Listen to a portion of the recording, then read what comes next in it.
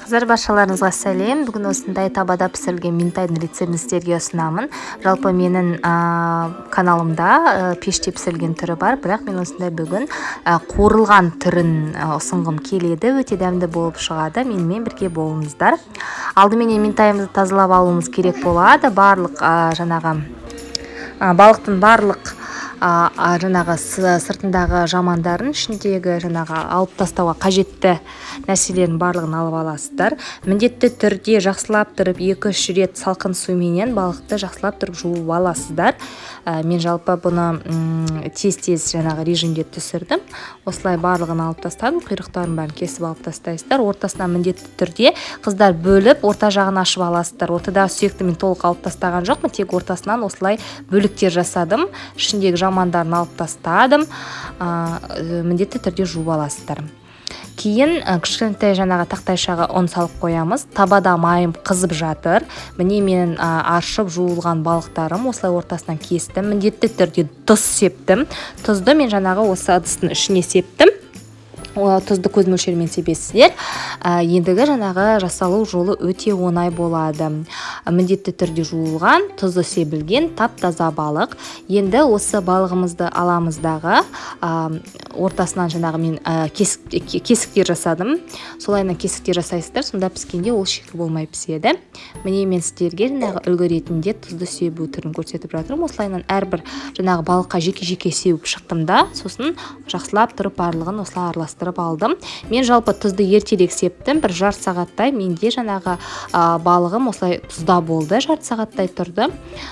Кейін осылай бір балықты аласыздар да, біздің тақтайшамызға себіліп тұрған ұнымызға аунататын боласыздар.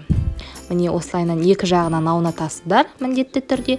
Және де қызып тұрған табадағы майымызға қыздар саласыздар. Екі жағы сап-сары болып қуырылғанға дейін жақсылап тұрып қуыратын боламыз. Міне екі жағынан ұнға жақсылап тұрып аунатыңыздар. Қыздар, тағы да бір лайфхак. Жалпы ұнға панированный сухариді араластырып қуыруға да болады. Сонда сырты сондай қытырлақ болып жақсы болып піседі. Бірақ ол қалауларыңыз бойынша міндетті емес. Мен қыздар ол түрін қолданған жоқ. Мен кәдімгідей ұнға аунаттым.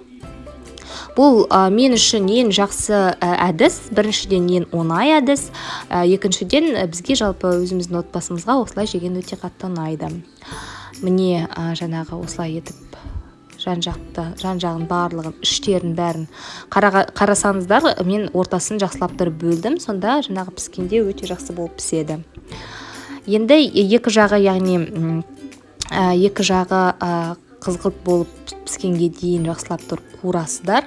Балықты аударып екі жағынан пісіресіздер. Жалпы бір жағы менде шамаменен 4-5 минуттай пісіп отырды. Осылайынан қызып тұрған май болу керек, ол міндетті түрде. Себебі май жұтып алатын болады, егер де сіздер ондай қайнамаған майға салатын болсаңыздар. Бүйтіп екі жағын жақсылап тұрып қызылтып тұрып пісіресіздер. Мен жалпы дайын болған балықтарды пленкаға орап қойдым. Жалпы міне осылай болып шығады. Суып қалмау үшін, себебі мен ертерек пісірген болатынмын. Міне кейін гарнирге мен осылайынан күріш пісірдім де, күріштің үстіне балығымды қойдым. Қалауларыңыз бойынша подливте жасауға болады. Астарыңыз дәмді болсын, міндетті түрде жасап көріңіздер. Сіздермен болған мен Райхан. Лайк қосып, комментарий жазып кеттіңіздер.